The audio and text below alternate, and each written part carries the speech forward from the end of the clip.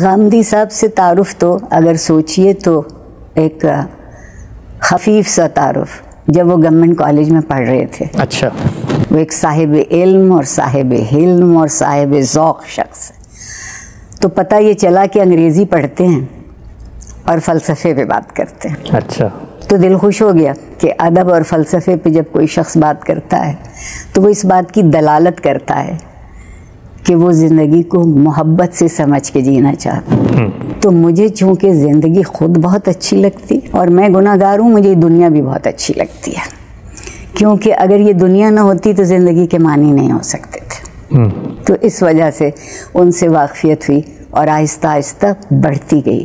خوش نصیبی یہ ہے کہ جب میں نیشنل کمیشن کی چیئرپرسن ہو کے اسلام آباد گئی تو وہاں وہ اس وقت اسلامک آئیڈیالوجی کونسل کے ممبر تھے. آپ مت پوچھئے کہ دل کی ساری آرزو اور ذہن کے سارے سوالوں کی کیسے آبیاری ہوئی. میں ان کی اس طرح سے ممنون ہوں کہ آپ کو بتا نہیں سکتی. بہت سکھایا. اور دوسری سب سے اچھی بات جو لگی وہ یہ تھی کہ وہ کوئی بات ایسی نہیں کرتے جو دلیل، منطق اور عقل کی سمجھ میں نہ آئے.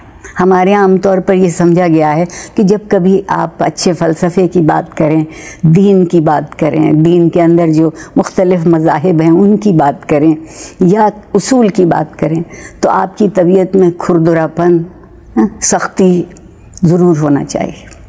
غامدی صاحب نے اس تصور کو الٹ دیا اور میرے جیسوں کو یہ یقین ہوا کہ اسلام پر اس سے اچھی بات روشن نہیں ہو سکتی. سبحان اللہ. زندگی کی بات ہو. اور میں ایک اپنی جہالت میں ایک اور بات جانتی ہوں کہ آج ہمارے ہاں جو بذوم خود ہمارے خود کو مذہبی رہنما کہتے ہیں اور سیاسی رہنما بھی ہیں، انہوں نے ہمیں یہاں لا کے کھڑا کر دیا ہے کہ دین چند عادتوں اور چند رسوم کے دہرانے کا نام ہے.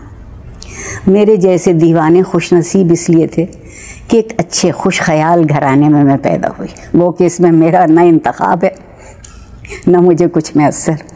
اور اس سے فائدہ یہ ہوا کہ رسم اور عادتیں دین نہیں ہو سکتی.